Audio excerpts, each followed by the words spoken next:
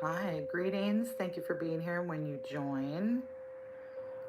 I'm looking at some of the things on the side here so I can learn a little better what I'm doing. But I don't, let's see, I will look it up before I just start pushing buttons. Pushing buttons. Hi, welcome to our third Female Reverence Sunday. So if you're new here, thanks for joining. I'm Amy Monahan.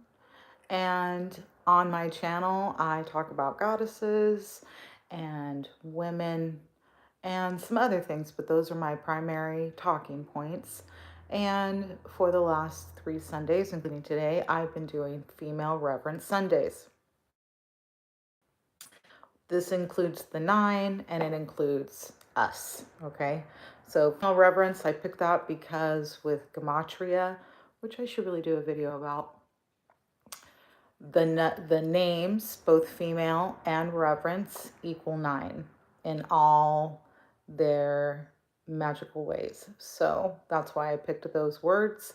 And you'll also hear me talk about sometimes the number 9 and things related to that. But today is specifically around reverence to the great mothers and to females.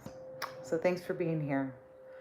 So for today, including a little bit of our October witchiness, witchy month, I am here to, hi, I am here to talk about a little bit of some of that. So as usual, I really utilize the book by Barbara Walker, The Women's Encyclopedia of Myths and Secrets. I also do other research as well, a little bit online and in some other books I have. But I really wanted to talk about the word hocus pocus because did you know? I didn't know. So I'm going to tell you. So the magic phrase hocus pocus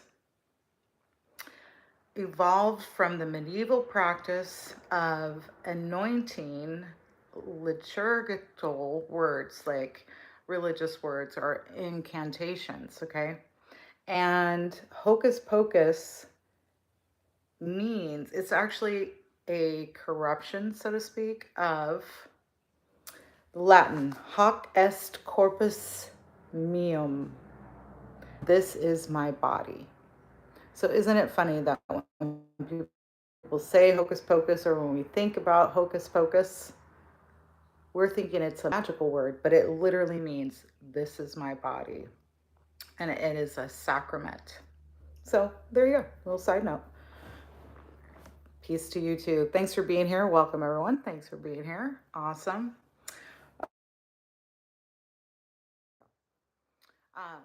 A little bit about witches and witchcraft, but we're going to focus on the womb today, okay? But as this month progresses, I am going to do more around witches and witchcraft. And what I learned about witchcraft and what we hear about today was ultimately a money grab. It was mostly to put in how basically religion could control miracles or medicine.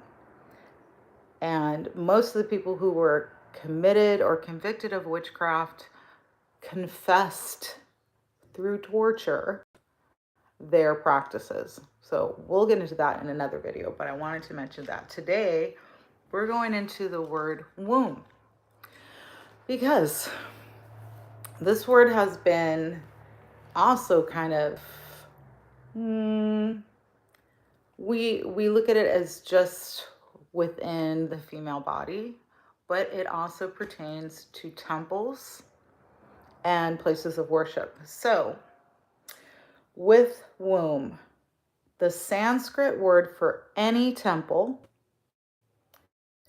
and any sanctuary was garbha gurha, which means womb. The great annual festival of Aphrodite and Argos, and this one just kind of shook me because I didn't know this about this word. was called hysteria. Hysteria means womb. What? When I first read that, I was like, okay, because I understood about like hysterectomy, and when people say that females are hysterical, it literally links to the womb. Okay? Then, the oldest oracle in Greece, sacred to the great mother of earth, sea, and sky, was named Delphi, from Delphos, which means womb. Okay, and so also we have megalithic tombs and burial mounds were designed as wombs to give rebirth to the dead, is a theory, right? And we've heard, well, I'll get to that in a second. And then the cave or the yoni shaped entrances showed that Neolithic peoples went to great lengths to devise initiation of the female anatomy in earth and stone, in these tombs, in these kind of sacral burial places. And then tomb and womb, and we've heard this before, were related linguistically. So Greek has tumbos, Latin has tumulus, and these words together, they sound similar. And so tumer, to swell, to be pregnant. The word tummy is thought to have come from this, from the same root. All right. So amazing how, again, through spelling and through basically our education, which we're not taught these things, and most people aren't teaching us this, or we're not actually looking for this, or we don't even have the resources to learn about this. Like, oh my gosh. Okay. So that is that part. Now, for a little bit, so there's several things I like to get into in these videos, and this one I hope it's probably going to be a little bit longer. I love how somebody asked me to read their future. I do readings. I do it a little differently, but also you can connect with me in a different way, and we can do readings like that. But it would be fun to do readings on here with people. The way I do readings is I kind of connect. What I feel like is I just connect to the energies around you. I don't always use cards. I do have several people that I work with on a regular basis where I just tap into your energy, ultimately read your body, and then just get messages and give them to you. So I just want to share that with you. So, talking about the great mothers and feminine reverence, I'm going to talk a little bit about us in the perspective of the world today when it comes to emotional, intuitive, and elemental works. Okay. So, the first midwives of emotion, and the first midwives, and midwifery is somewhat of a new word because for us, we didn't call each other midwives. We just did it, right? It was just the work that we did.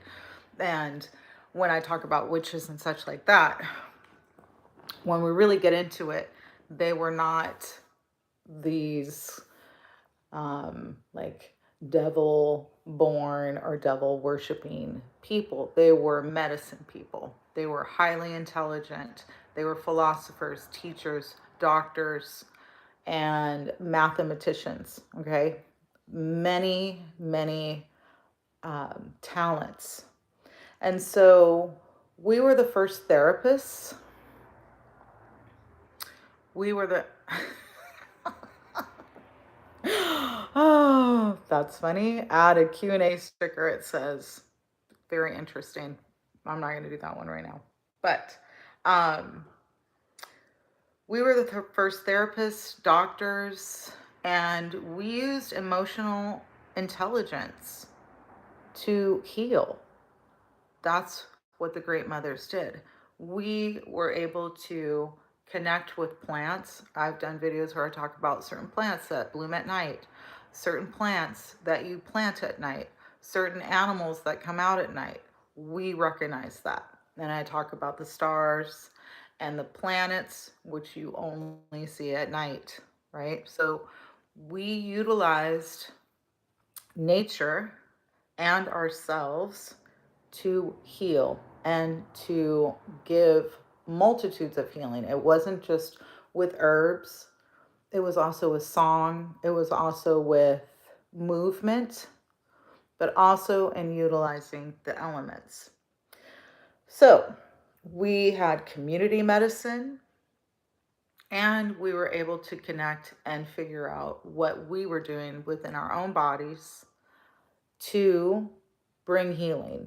So, as I was talking about the readings that I do, that is literally from years of practicing massage and practicing with people, and not just massage, but also Reiki. And even before that, which is what got me into massage in the first place, there is something about other people's bodies that talks to me. And that is something that isn't just unique to me. There are many people who can do those kinds of things, many females that can do those type of things. And this is from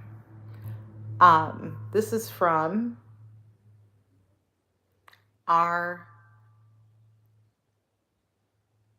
natural, I would say, and practiced workings.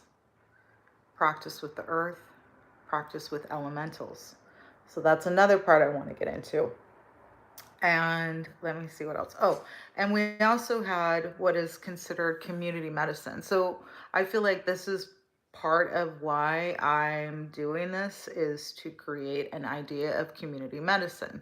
Because as we're learning about us, the great mothers from the past and present and ultimately future, where where do we practice this and do this on a regular, or have it within us to constantly kind of give back to ourselves in a way, but also connect with others and bring that healing. So, some emotional body work or exercises, I go a bit more into this on my Patreon, but I want to share it here as well.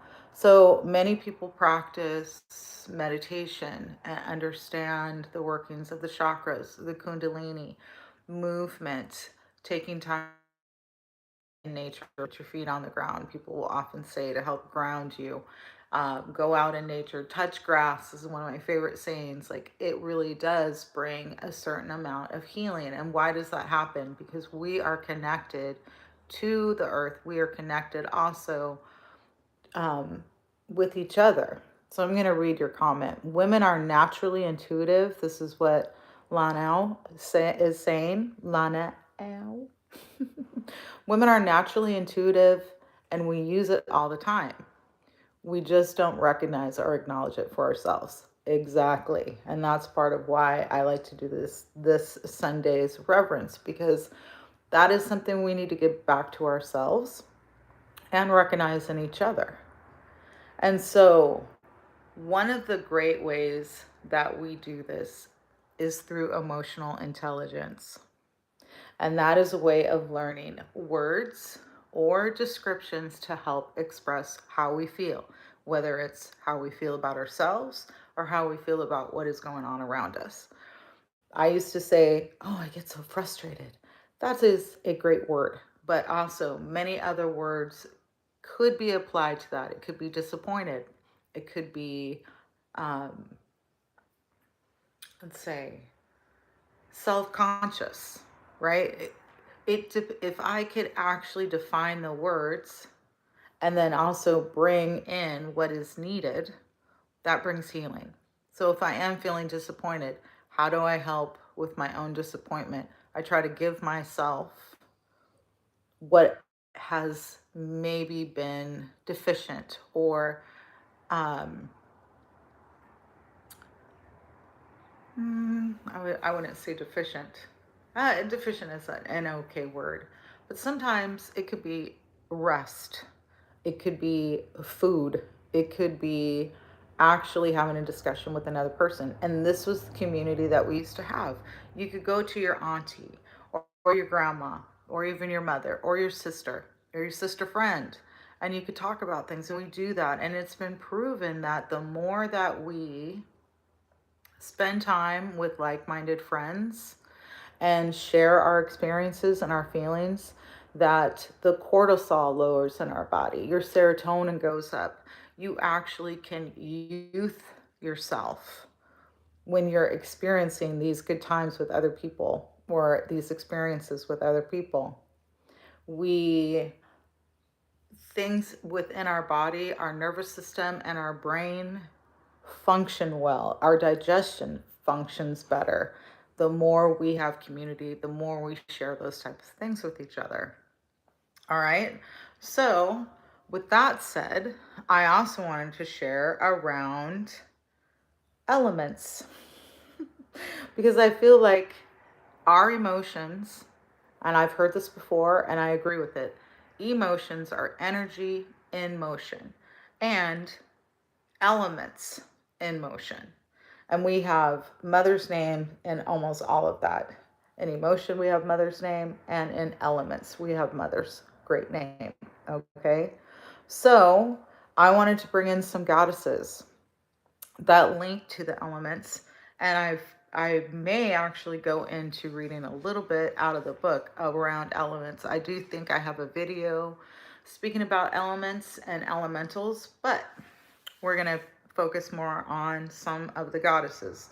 So these are also ways to kind of see how our social structure and the way that we look at things, especially around females, have been mm, digested back to us, so to speak. Okay, so I'm going to start with Aether. So, Aether, we don't hear much about it, but if you look back in, especially if you look at people like Nikola Tesla, and I want to say Edgar Casey. I'm not sure about him, but if you look at some of the older, say, magics, people of magics, and people who talk about the connection of energy to us, talked about aether. It has been described as a part of the air that is untouchable by humans, that it is God's air, that is only accessible to God. But there are goddesses that link to aether. One of them is Namu. I have talked about Namu before.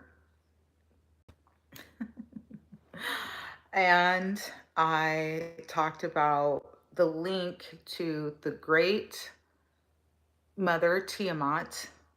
We're going to get into her next. But Namu or Nama was a primordial goddess of the Aethers before, supposedly, because who knows, because we only get taught so much, but pre Tiamat, a primordial goddess of the Aether. She created everything. She is everything. She holds all the energies within her. Okay. So that is one of the goddesses around Aether. Then we have water. Oh, also, oh yeah. Okay. Then we have water. So we have a lot of goddesses that link to water. Oshun being one of them, Yamanya is another one, and then we have an Tiamat. Tiamat is considered the goddess of, or is a primordial energy of water, both salt and fresh, and was able to actually separate herself. Okay, so so then we have, okay, wait, before I move on with water and aether. So when we bring these um, elements kind of together, we see a link to our weather. So another thing that when I was reading about the witches, something that happened that used to be attributed to, say, God, would then also be attributed to females being able to control the weather or water or crops. And this is how the relation kind of gets made. Okay. So oh my goodness. Okay. So I'm looking at some of the comments and I shouldn't be. Okay, so where also we can have some intermixing between like aether relating to Tiamat as well and water. Aether or water relating to Oya, but also air, okay? One of the elements. Oya can be linked to air. All right, so also with water is the Aztec goddess Chalchiutlicue. Chalchiutlicue. Her name is spelled Chalchi.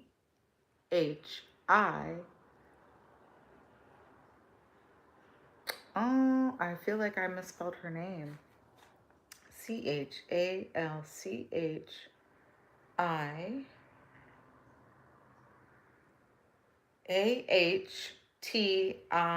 Sorry, Ahtlique. And I find that there's something connected to that word Q or K or qua. Okay. Then we go into fire. So the Aztec, and that goddess is Chalchiutlicue, is a goddess, also considered a primordial goddess, creating many things, but also comes from water. All right, then we move into fire. Then we have one that's fairly well known is Pele. She is literally the volcanic creatrix goddess, well known in Hawaii and other Polynesian islands. Then we have Breed, who has been mispronounced as Brigid. Her name is Breed. She also links to fire, and I have done a little video around Breed and fire. And then we have Earth. Of course, we have Earth. Earth. And Earth has had other names besides Earth. We have Gaia, Gia, but the goddess related to Earth is Ninhursag. And Ninhursag also relates to Mars, and I'll be sharing some videos around Mars and stars, regular videos that you guys can check out. But I found that interesting. And Ninhursag has been known as the Lady of the Mountain, and she birthed humankind and animals, okay? Then we have air. And with air, there's so many, and oftentimes air is linked to masculine energy, where my theory is everything comes from the Great Mother, everything comes from earth and nature. Air is not singular to masculine energy. Masculine energy comes from feminine energy. You cannot have one without the other, okay? So with air, you have Oya and Isis. And Oya can be interchangeable as well as Isis, because Isis is also related to the Aether. Then I did a little research around Aether. And we have another name for this said word, okay? It's like, her name is Agiria, and she's mentioned in the Bible. She is called a pilgrim, but she is linked to being connected or named around Aether.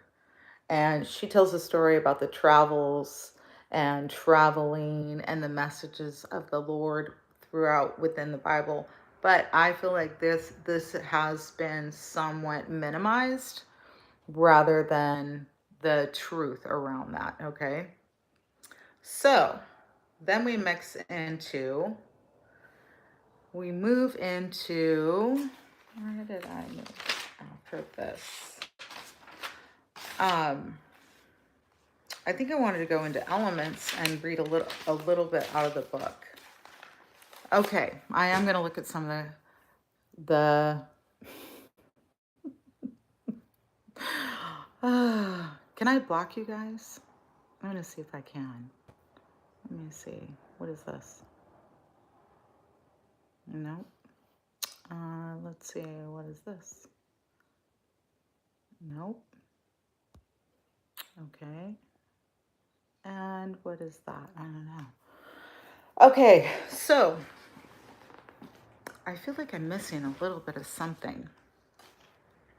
Oh, okay, so yes, I wanted to kind of like hint into some of the other videos I'm gonna be doing, which is the Mars and stars. So I wanted, I've got my research down, just haven't done the video yet, but where I talk about Mars being known as a goddess before it was masculinized because it is red, it was related to blood, and one of the goddesses linked to Mars is Ninhursag. Okay, thank you, Steph. And it's pretty fascinating. I'm looking forward to doing that video. So also Andromeda, we have a whole constellation called Andromeda. It's not a whole constellation. It's considered a galaxy. And the name Andromeda means ruler of men and is known as a sea queen. I didn't know that. That's pretty rad. Okay. So I'm going to do a little bit of reading about elements because in all of this, my theory is that a lot of what we've been told around the Great Mothers and around us ourselves as females in today's world is that most of what we've figured out or what we've done is either like witchy or considered bad. And I just want to clarify that religion, specifically Catholicism, is what kept witchcraft and the word witch going. You could literally be excommunicated if you didn't believe in witchcraft. And there's two reasons why, and I am going to do a whole video about it, but I just want to get into this real quickly as we're talking about it. If God is all powerful and you are a witch, then where's God in that, right? If a witch has powers over said God, then where is God's powers? Also, many of the witches, and I'm talking pretty much all of them, were wealthy and had land and had education, either educated themselves or were educated by other great mothers. And many of the spell confessions of the devil and all these bad things were extracted through extreme torture. Extreme torture. There was not actually any evidence to what these people were accused of.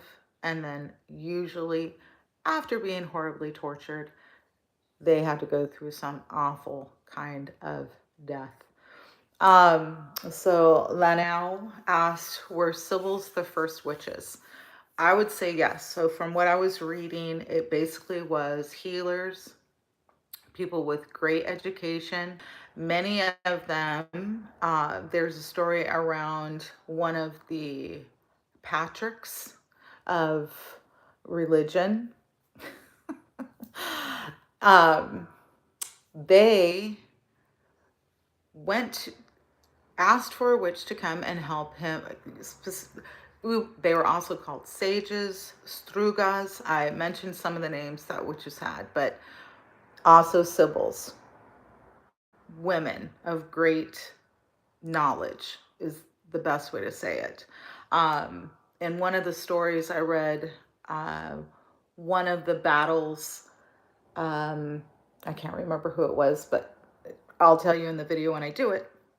Something like Constantine, but it wasn't Constantine, had a witch stand in the battlefield to help control the wind. But many of them would employ the witches and then actually have them persecuted. Most of them, and I'm saying like 98% of them, had wealth, had land and money. And that was the only reason they were, um, you know, crucified, so to speak. The Inquisition is all about the Inquisition is all about taking that information and then reusing it. I'm just going to make a little side note. There is no Jesus without Mary. There would be no Jesus without Mary. Just going to say that. Okay. Now, what else was it? I think I hopefully answered your question. All right. So, not me. I'm already saved. No, that's not true. And I could argue with that with you, and there are plenty of other people who can argue that with you, but the name Jesus is created from Jehovah, which comes from a great mother's name, Juno. And those words and letters came much later. Greek and Latin. We didn't use those type of letters. We didn't call each other that. And it actually looks like it's Jah Zeus. Giving praise to Zeus. Jah Zeus. Jesus. Okay? And then Christ comes from crystal. And if you break down the word crystal, Crystala, you hear both Christ and Allah in the name. But we'll go back to the beginning, which is without the great mothers, there would be no other. We wouldn't even know about religion. We wouldn't even know any of the things that we're talking about or trying to argue about. Without the great mothers, we wouldn't even know most of the stuff that we want to argue about. Exactly. So if it comes from a whole nother language, why are we not researching that? Why are we not researching where that information comes from and who teaches it to us? And most of us have been taught this through a structured organization of hierarchy, people with money and education, teaching others in a way to control. So I'm moving on. I'm not going to keep talking about that because it just gets me really frustrated because I see it as a form of control and indoctrination, specifically against the great mothers and women in general. So, okay. Elements.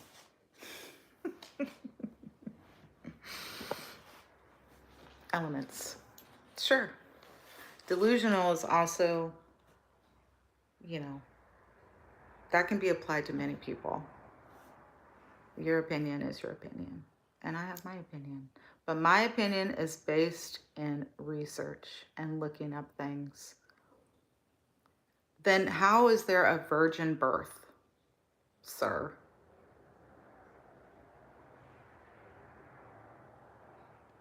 In that part. No. I'm sorry, Freddie. No. Okay. I'm moving on. Thank you for that little bit of debating. I'm moving on. Okay, elements. So, if you're aware, elements, we have an elemental chart. We have a great extensive education around learning the elements. We have a periodic table which lists the elements. The elements are okay. I don't know what happened. I came back. Oh. Okay. So, moving on with elements.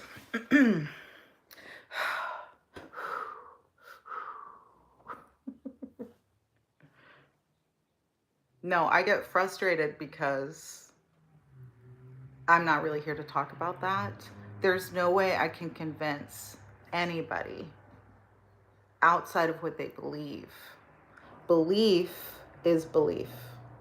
Knowledge is a different thing. Understanding that nothing can come into this planet without a mother, which I think is literal critical thinking. And I get frustrated because I feel like when it comes to critical thinking and belief, we can fool ourselves. And I've done it, and that's okay. But I'm not going to spend this time where we're revering the Great Mother talking about something I don't think is critically thought through very well. Okay. And there are plenty of people, plenty of other people on YouTube who would be more than happy to have those conversations with you. Okay. So, elements. On each of the inhabited continents, the same four elements were distinguished as building blocks of all substances, living or dead, organic, inorganic, water, fire, earth, and air. Indians of Missouri and New Mexico, the Aztecs, the Chinese, the Hindus, ancient Egyptians, Greek, and Romans all had the same idea. The earliest known literature civilization, Sumeria, had already designed the elements water, fire, earth, and air. The science of Western Europe continued to believe in the same mystic elements up to the 18th century and when real elements began to be discovered. Indo-European tradition said that four elements were created by Great Mother Kali, Kali would be another great fire elemental as well as an earth elemental. Okay. Great Mother Kali, who organized them into letter mantras carved on her rosary of skulls. And those skulls also represent parts of our chakra system as well as our skeletal system. Okay. So, she organized them into letter mantras carved on her rosary skulls to form the Sanskrit alphabet. And as I said before, Sanskrit actually means, or there's a Sanskrit word for womb that relates to every single temple and sanctuary. Okay. Why would we do that? I don't know why we would do that. Because it goes back to the Great Mothers. Okay. Which she invested with power to create what it expressed. Elemental sounds were divided into four categories: Va for water, Ra for fire, La for earth, and Ya for air. They were bound together by the mother's syllables, Ma, Kali Ma herself, representing intelligence. Tibetan Buddhists still say the elements are ruled by Old Mother Kanma, the great goddess. The goddesses the goddess was addressed in scriptures. Thou art earth, thou art water, thou art fire, thou art air, thou art the void, thou art consciousness itself, thou art life in this world, thou art the knowledge of self, and thou art the supreme deity. The ancient theory of human bodies, elemental, Humors, adopted by the medical profession in the West up to the 19th century, was based on Kali's supposed distribution of elements in living form. She gave water to create the bloodstream, fire to make its vital heat, earth to produce the solid parts of the body, and air to animate it with breath. This theory was earnestly adopted by Western philosophers Firmicus Maternuus. His name literally means like new mother. Said man is a microcosm under the direction of nature, so that within the small compass of his body he might bestow under the requirements of nature the whole energy and substance of the elements. The same elemental symbols shown in the four hands of Kali appeared in Western iconography also. Kali's bowl of blood signified water. Her scepter, a dorji, a lightning bolt, was fire. Isn't that interesting? It's like, oh yeah. Her lotus wheel stood for earth. Her sword was air. The Greeks assigned their own versions of these symbols to the goddess Nemesis, also fate. A cup, an apple, brought, or a wand, a wheel, and a sword. Later in European history, the same symbols of the elements gave rise to the four suits of the tarot deck. Side note, isn't it interesting that we call like our enemy our nemesis, but it's the name of a goddess? Okay. The tarot deck, we have the cups, the wands, the rods or scepters, the pentacles, coins or discs, and swords. These in turn evolve into the modern hearts, clubs, diamonds, and spades. And there are stories that the original decks were actually these kind of, they came from the original deck, or there could be a mixture of both decks came kind of at the same time. All right. And okay, then the two coins now allotted to the four suits of cards echo the very ancient tantric concept of two sexes expressing themselves as elements. Female water and earth were paired with male fire and air. As I said before, oftentimes it's given, air specifically is given to males or the masculine. But as I said, everything comes from the Great Mother. Oriental sages maintained that mantras with a preponderance of fiery or airy male letters are cruel and destructive.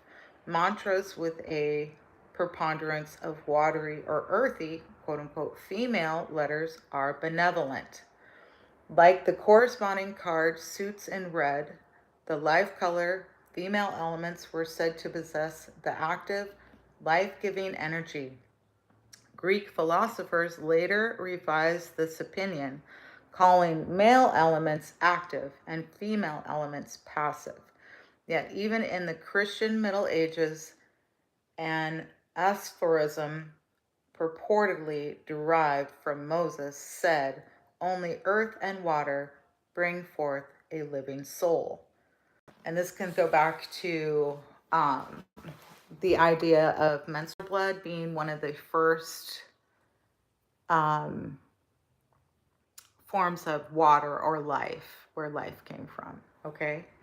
Then we go into, according to Thales of Miletus, water was the arche, the first of the elements having mastery over the others because it represented the abysmal womb, which brings us back to Tiamat and Namu, okay? Where Namu, yes, I related her to Aether, but she is also linked to primordial waters as well, okay? The combination of water and fire as female and male signified a very ancient theory that blood, the basic essence of life, I just said that, was made of seawater infused by magic fire from heaven, which made it warm and red, though it still tasted like seawater. The saltiness, right? Vedic sages sometimes called the combination Kali and Angi. The goddess um, fructified by Agni's fire. Fructified. I need to look that up. Become the ocean of blood at the beginning of the world, source of vitality of all living things until the day of destruction. Sacred fire symbolized by passion, its heat and generated by fire from heaven, gods like Angi, Lucifer, Hephaestus, Syrian Baal, Hercules, Melkot, Thor, and Hamdal, etc. These were fire gods. So we know this about, like, Thor is the god of thunder. And also we have Shango is also, they both have hammers and they are both linked to thunder and lightning. But also Oya carries lightning and storms and all of those elements. My theory is that Oya bestowed lightning to Shango rather than the way that we've been told. Okay. All right. Why? I'm not even going to address it. Okay.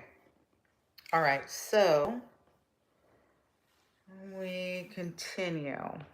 Vedic sages sometimes call the combination. I said that part. Sacred fire. Okay. Hamdal. Right. The fire god lost his life when he was swallowed up by the all-encompassing mother of waters.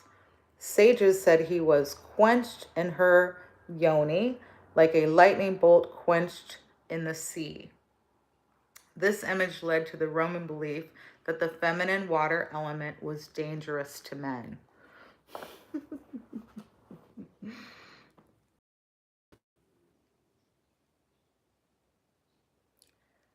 I think that this just proves why there is such a struggle around males, because of the things and the cruelty that you feel entitled to just empty upon people that you don't even know for no real reason. Like, why? Go away. Leave me alone. Okay. Of the other male female pair, the air earth combination obviously represented Father Heaven and Mother Earth, whose separation was caused by their firstborn son, the god who divided heaven from earth. And Oedipal, or like Oedipus, right? Or Oedipedial myth known throughout southeastern Asia, Oceania, and ancient Mesopotamia. Okay, Egyptians assigned a male and female pair to each of the primordial elements as they arose from the undifferentiated abyss or womb, Ma Nu. These eight, together with the Great Mother, made up the first Ened, the nine great deities. And I go back to nine all the time because nine is in our name. Feminine, feminine, feminine.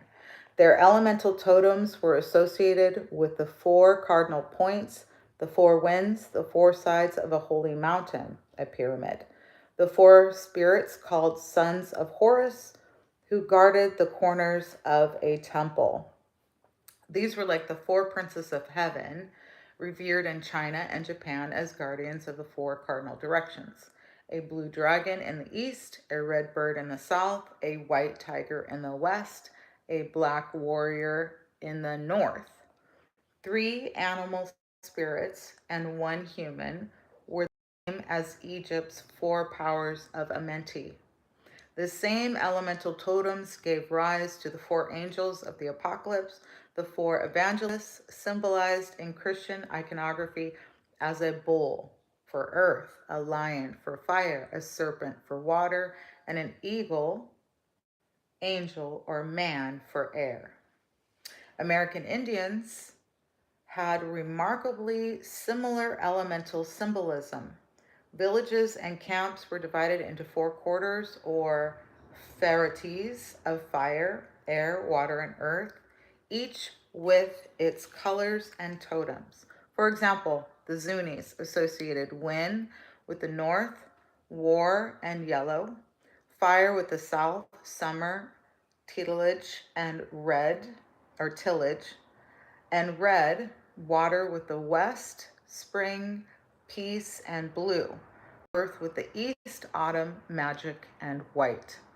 Aztec elemental totems were the rabbit, north, black, winter, and air, the flint, south, blue, summer, and fire, the house, east, white, autumn, and earth, and the cane, west, red, spring, and water.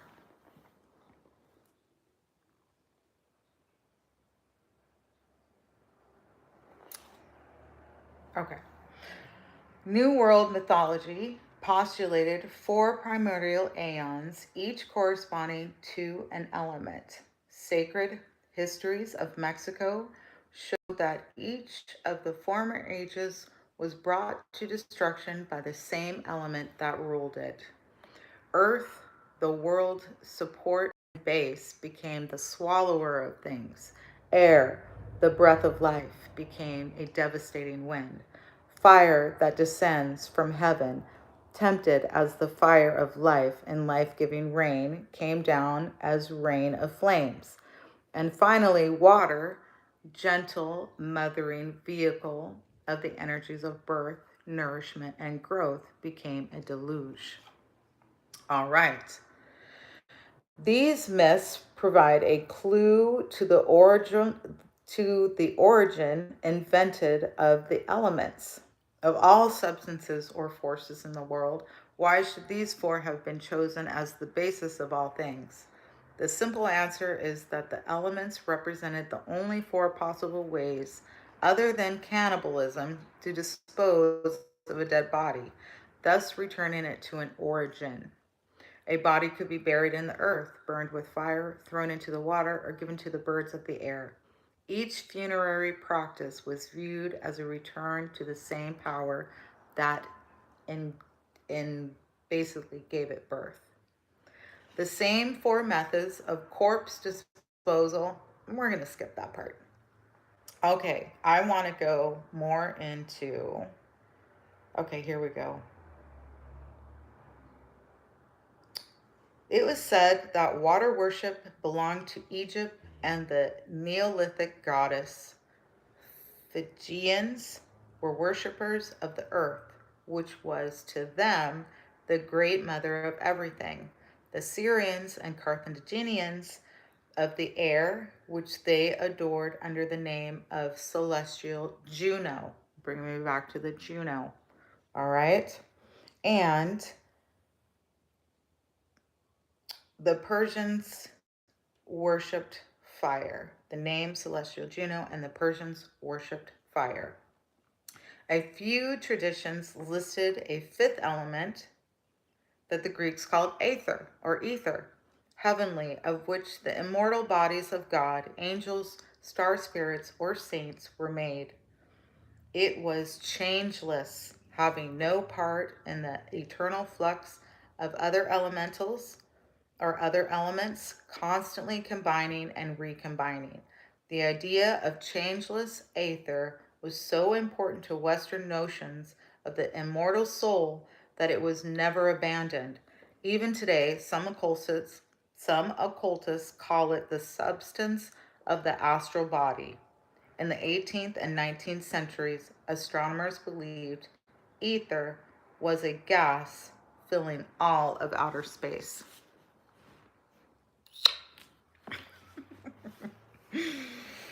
Etheric spirits were immortal, but the other elements were also represented by spirits of a superhuman nature. Um, Undines is water, salamanders, fire, gnomes, earth, and sylphs were air. And we'll still see sylphs today or what I was taught are sylphs, and they look like very wispy clouds. And you will hear people say that those very wispy clouds will disperse of any like unhealthy air, specifically those trails that we haven't been seeing for, I don't know, about a month. Okay.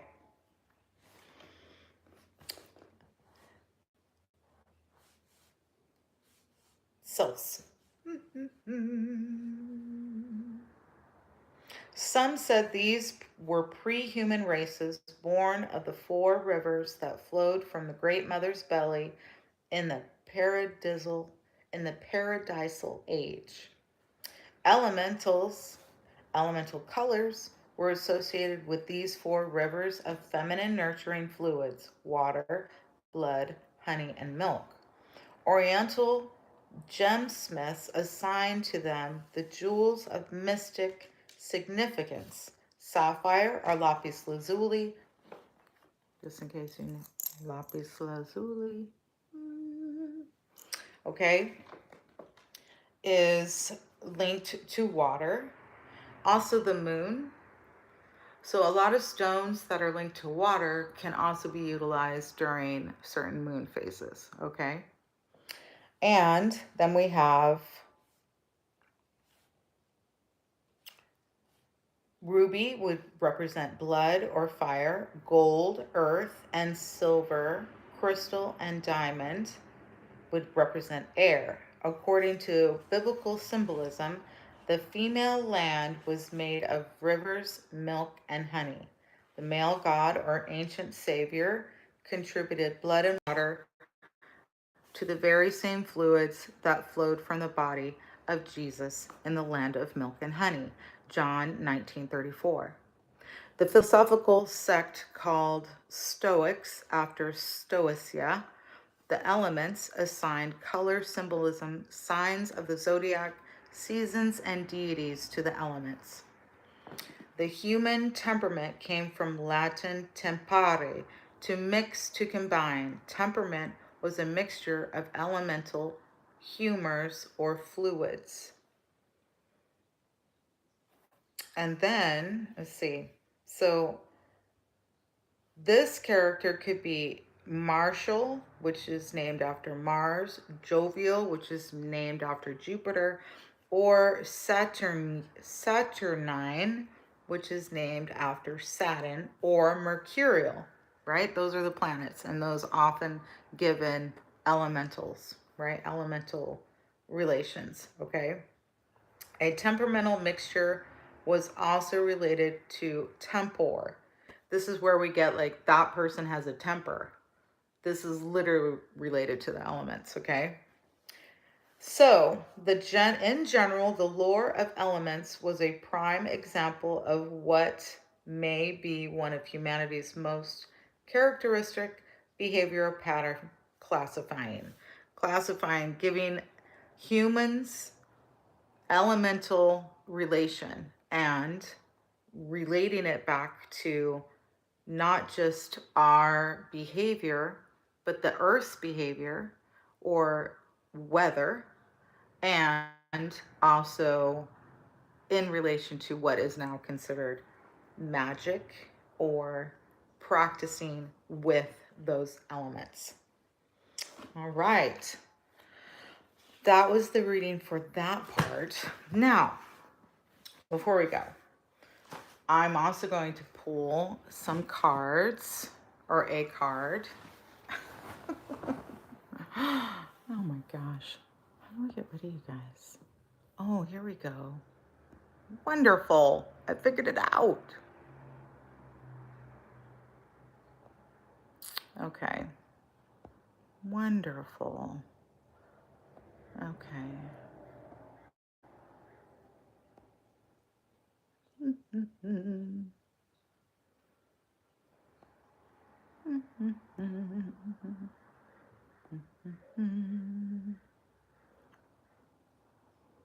Where is the yoga capital of the world?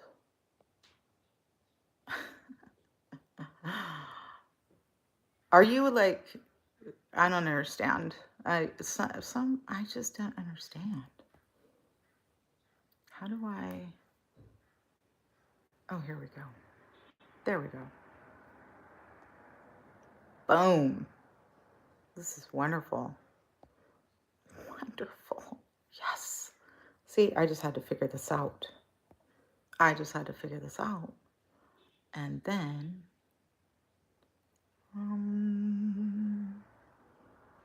yeah. My goodness. I love it. I'm so glad YouTube has this.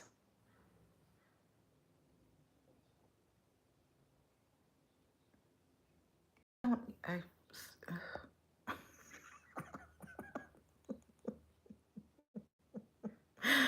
oh my goodness.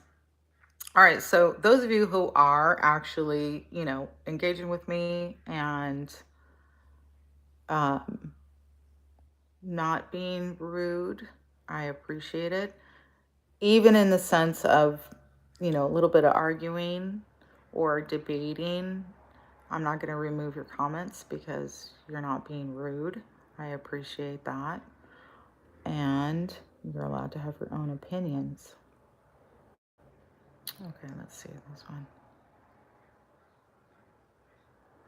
Okay, the background's just for background. You have a problem with a mandala? I don't quite understand. Okay.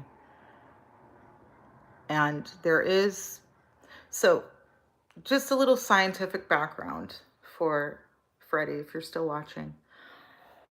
I don't know if you know this about the female body, but sometimes women get what are called ovarian cysts, or they can have what is called a ectopic, is that right? Ectopic pregnancy, where the egg roots itself. So the egg will start trying to create itself.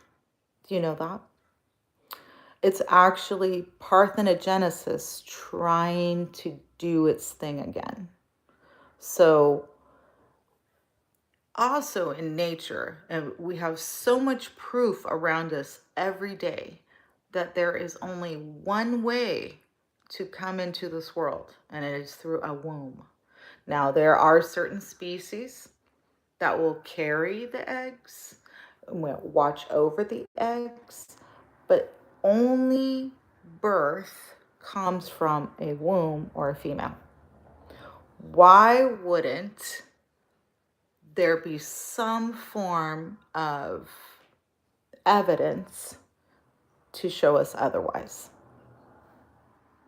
And that is what brought me to this place. I started looking around the world and being like, okay, not only does everything come from a womb, but it also comes from darkness. Like most seeds grow from earth. When you're in the womb, you're literally in triple darkness. You have to plant things in darkness in order for them to grow. And each root of there are some plants that can live in light as long as the nighttime comes, but they don't actually, their roots aren't in earth. They grab onto the elements as they're kind of like in air. I'm thinking of those like floating cactuses, but for the most part, everything comes from darkness. Everything comes from inside of the earth, which is another great mother. So I actually, and there are books, if you're interested in reading them, that will show you and explain how females actually did create themselves. All right, so I'm just going to scroll back down and okay. All right, so I'm going to grab a card. This has been awesome because prove me wrong. Can you? I don't think you can. I don't think you can. Okay, so I'm going to grab a card from the Sacred Mothers and Goddesses deck. And then I'm also going to show you all some of my jewelry, some of the things I make and create.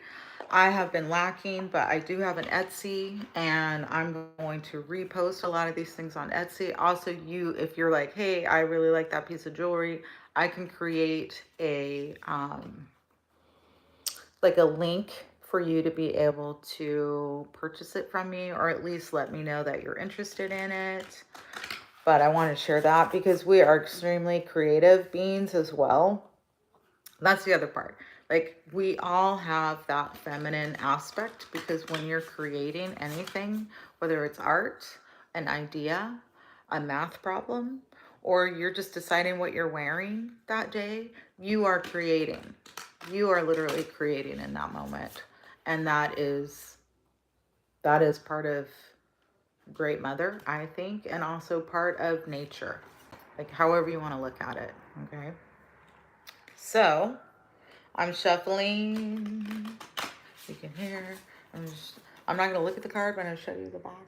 But I will look at the card before I hold it up, just to make sure I'm not exposing anything on here that isn't really allowed. All right. Yes, space is a womb. I mean, and then we get into plasma, which is a whole nother thing, but um, I've tried to imagine what is outside of what we see. And it's very complex, because as I look into the stars on the northern hemisphere, the stars move in a counterclockwise.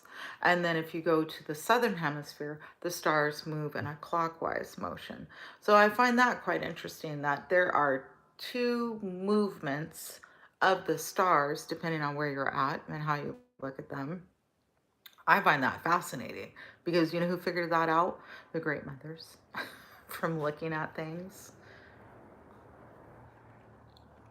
Whenever it says, this message is held for review, what are you saying? You're probably not saying something very nice. That's okay. All right, here we are. Athena. Isn't that interesting? I pulled Athena.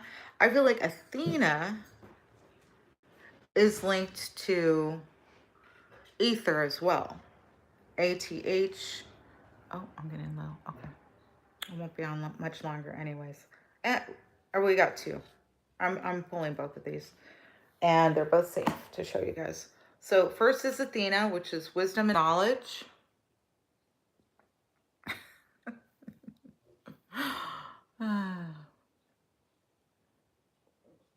Let's see. There we go. And we have Gaia, evolution. All right. Athena. Yeah, I was looking up some more words for aether. So, Athena has a little bit of a kind of history, because when it comes to Medusa, it's not so awesome. But also, it's in storage. But I have a piece that one of my friends brought me back from Greece with Athena on it, and she's very melanated.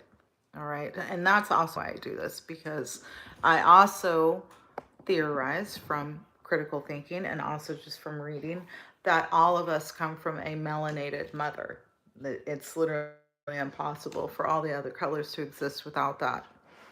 Anyhow, so I'm going to read a little bit about Athena, but just from she has is still revered and has been revered for many years, especially in Greece. Okay. And she is known as being linked to like Sophia, which is also wisdom. And what is the other thing? So she's also, I mean, she's been given a lot of different names. Like, she's also a goddess of war, and she is also a goddess of love.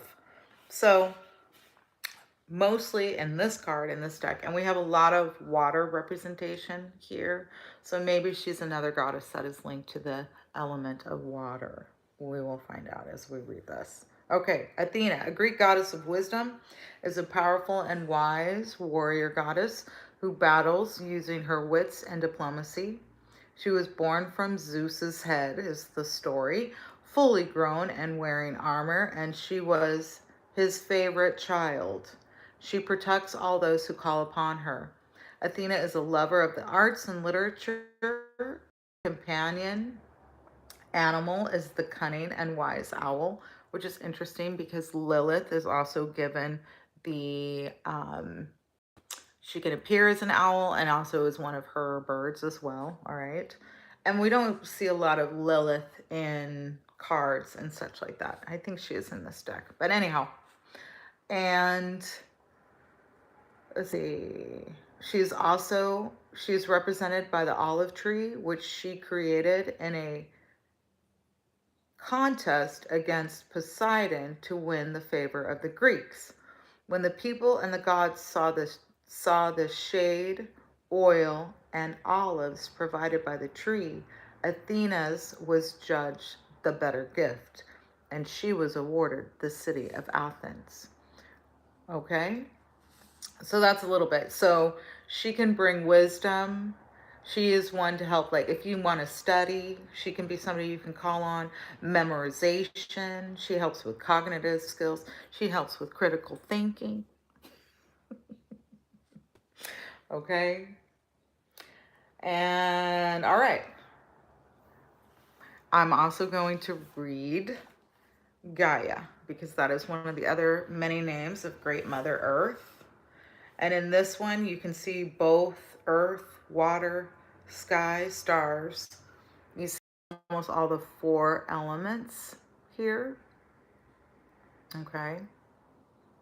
Just represented by her beingness. Okay, so I'm going to read her before we go.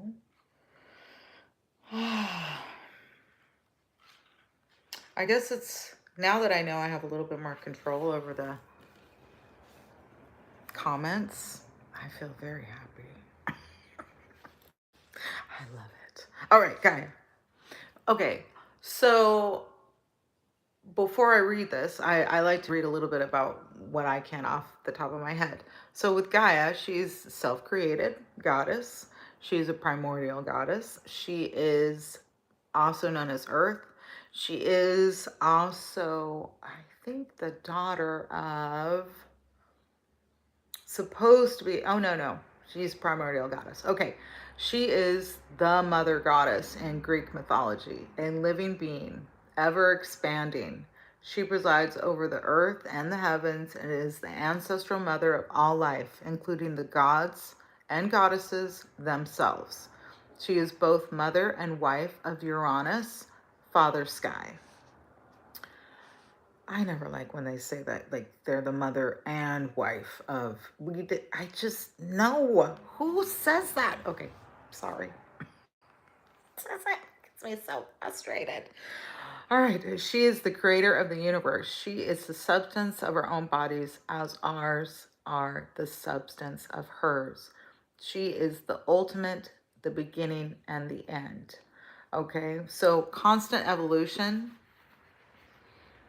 Okay. I like your mom's name.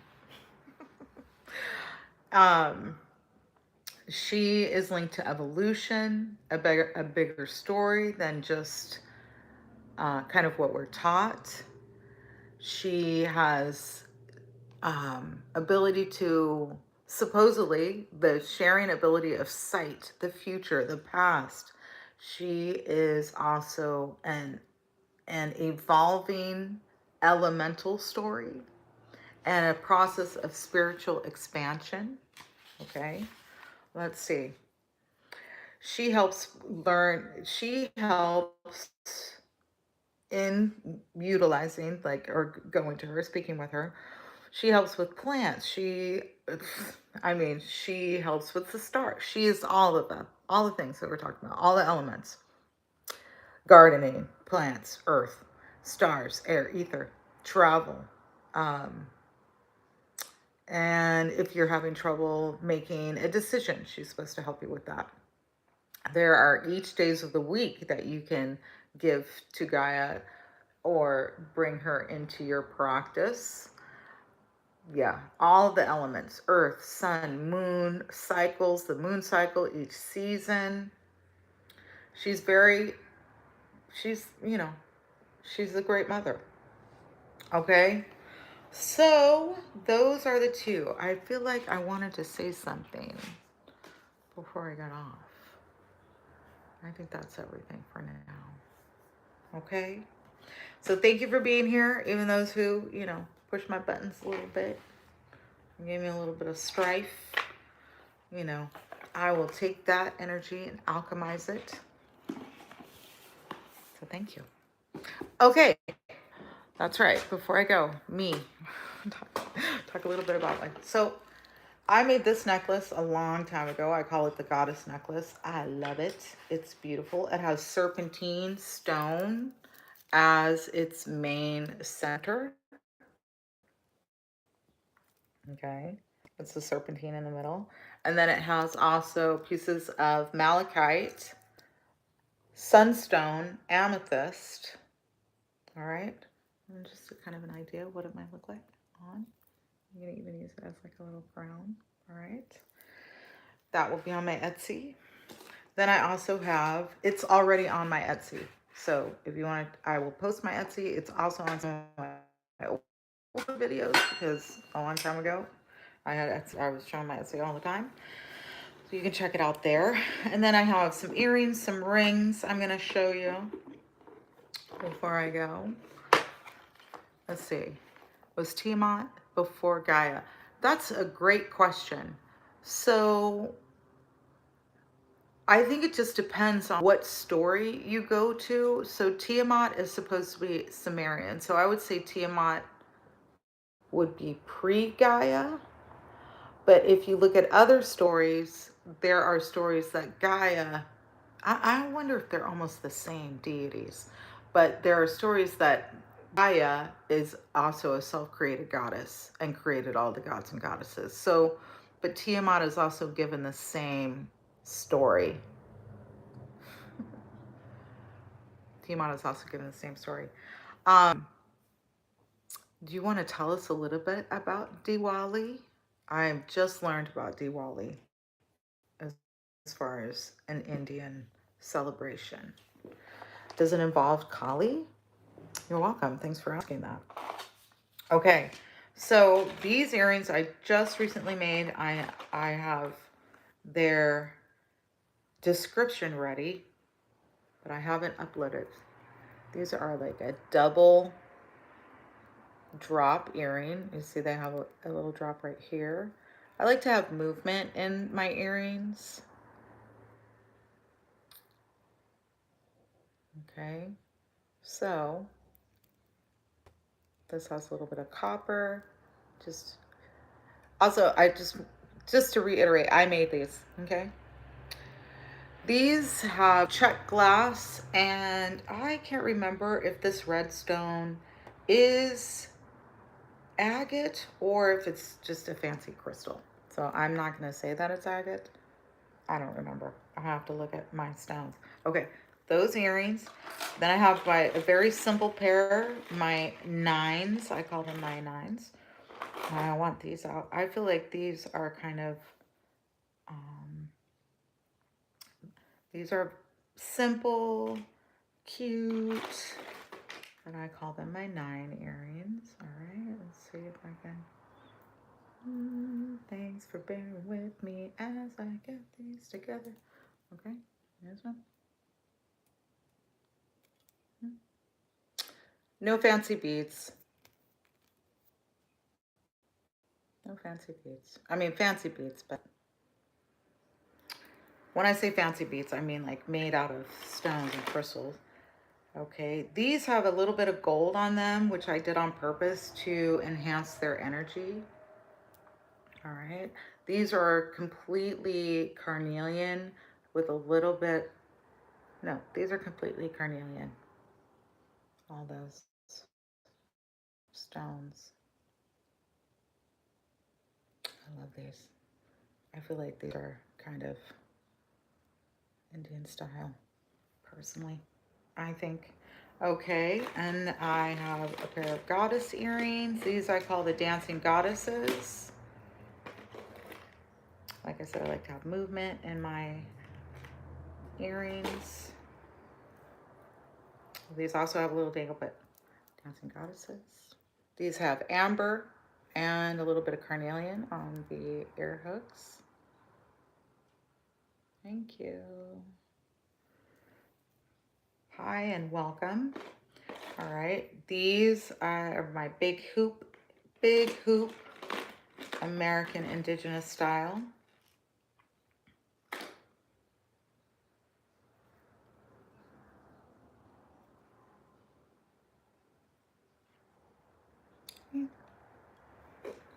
And all right, those are the main earrings. Those are the earrings I want to share.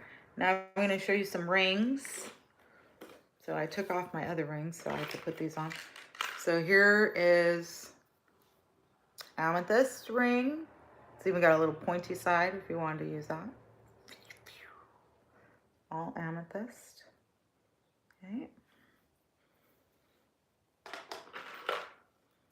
This is dendritic agate, which is also known as a Merlin stone, surrounded by carnelian. I love carnelian. And so speaking of elements, this would be earth and fire. You could say that. And also this is copper, right? Made from copper. Mm-hmm. Okay. This is a snake. I like to make snake-like rings, and I love carnelian. So here's a snake ring, snake-like ring. So you can see it has a little movement. One of those crystals is kind of wiggly. Okay, this is amber and carnelian. This piece is amber. This piece is carnelian. Okay.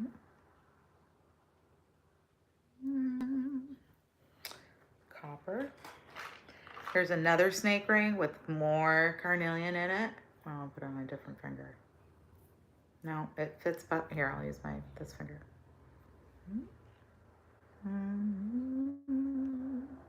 Snake ring. Okay. And we have a crown. I call this a crown ring.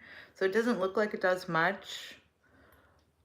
This has fancy bead crystal, amethyst, tiger's eye, and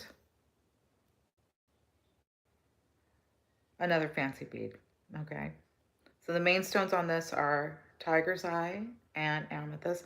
And this tiger's eye is pretty interesting because you can't really tell it's tiger eye unless you kind of move it around. Okay, but it's a crown ring. See how it kind of looks like a crown? Fun set. Also moves, wiggly. A little bit of wiggly on the top. All right. Okay, those are my rings. I also make wands and such like that. I did bring my jewelry making stuff with me. All right, now it's bracelets. And I'm just gonna kind of put them all on so that you can see. And these are, you can make them bigger or smaller. I did have somebody try some of these on and they were like, this is way too big. But if we squeeze it on well, you can adjust them, all right? So I'm gonna hold this one up because I love the detail. That is lapis lazuli. I did make this one as well. I got the stone a few years back and I couldn't figure out like what to do with it. And then one day I just sat down and did this. Let me take it off. I'll take it off and show you. And I kind of got this from watching another guy, CJ King Dukes. I don't know if you guys know who he is, but he made a lot of kind of wire wrapped jewelry. So I kind of learned like the base from him.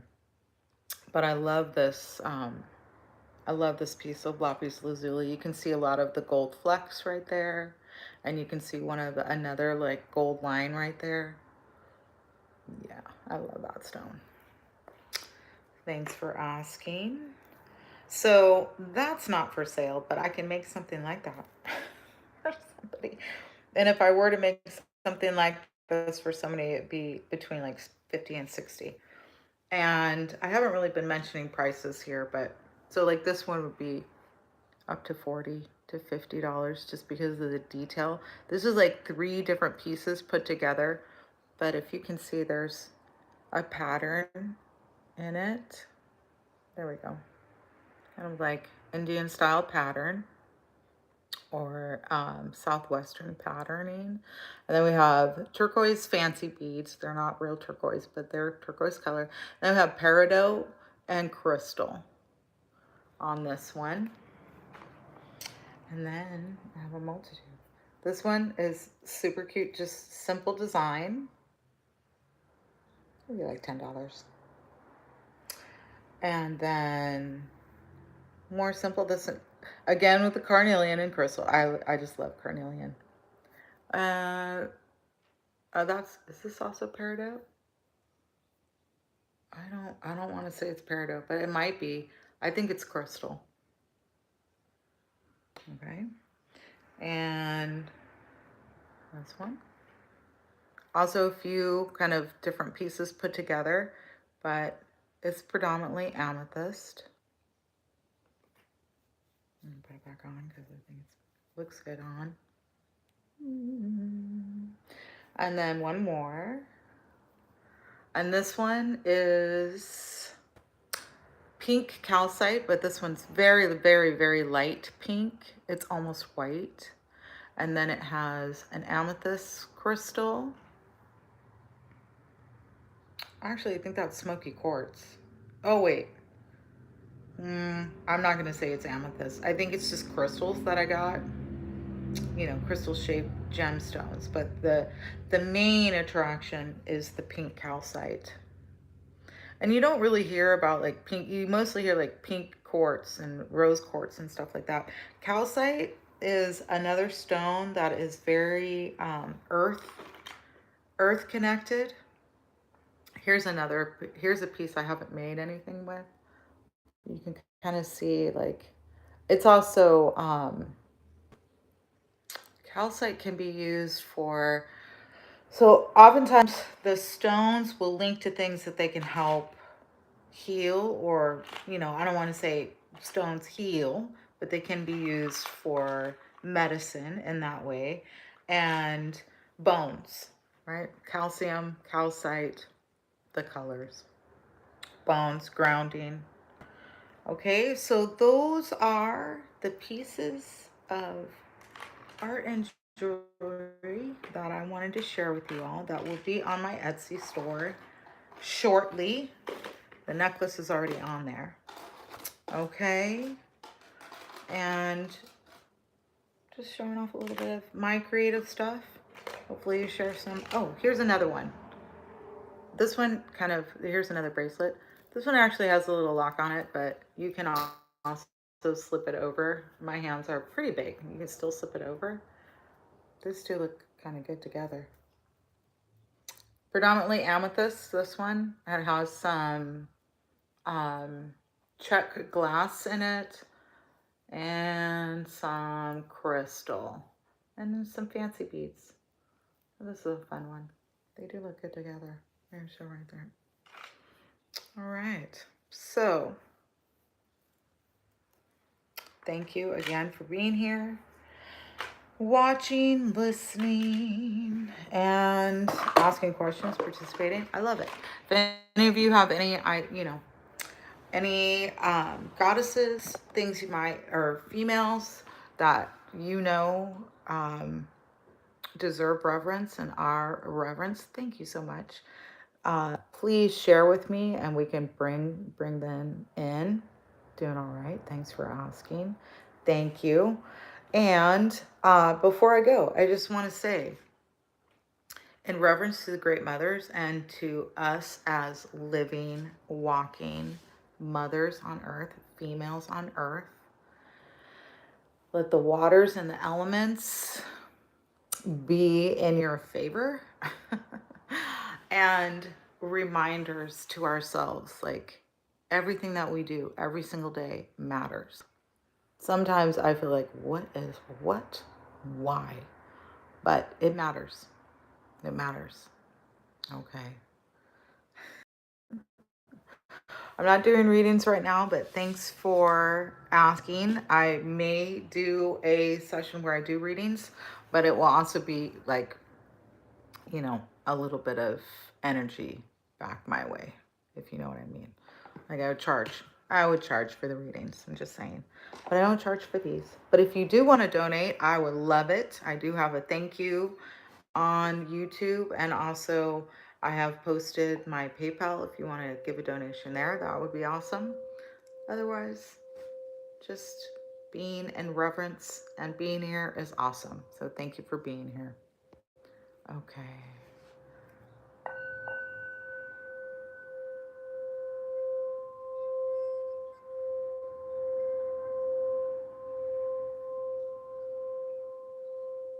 Be good to yourselves. Be good to others. Be kind. But also be fierce when you need to be. All right. Until next time,